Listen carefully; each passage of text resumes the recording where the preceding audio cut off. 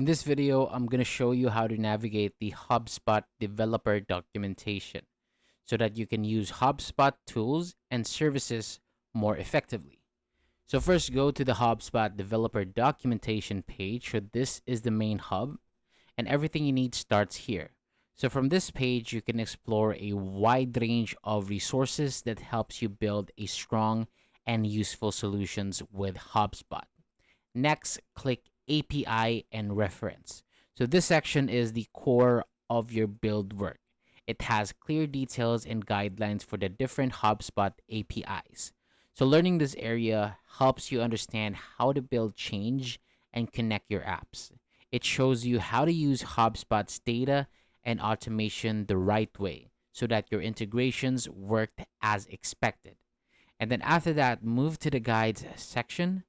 So the guides give you a step-by-step instructions for many development topics. They're great if you're new and just getting started. And they're also helpful if you're already experienced and need a quick direct answer about a specific HubSpot API. So with these guides, you can follow best practices and keep your work clean and reliable. Now, click Getting Started. So this is your foundation. It walks you through the first setup, the key ideas, and the basic coding steps that you need to begin building with HubSpot's APIs. So once you understand these early steps, you can move forward with confidence. So whether you're creating custom integrations, automation tasks, or using HubSpot's features to get more done.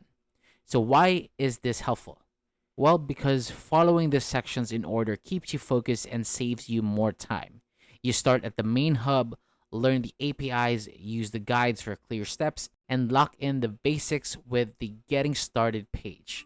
So this makes your work faster, reduces mistakes, and improves the quality of your applications. So that's it. Follow these steps and you'll be able to navigate the HubSpot developer documentation with confidence. So thank you so much for watching, and for more videos like this, hit the subscribe button.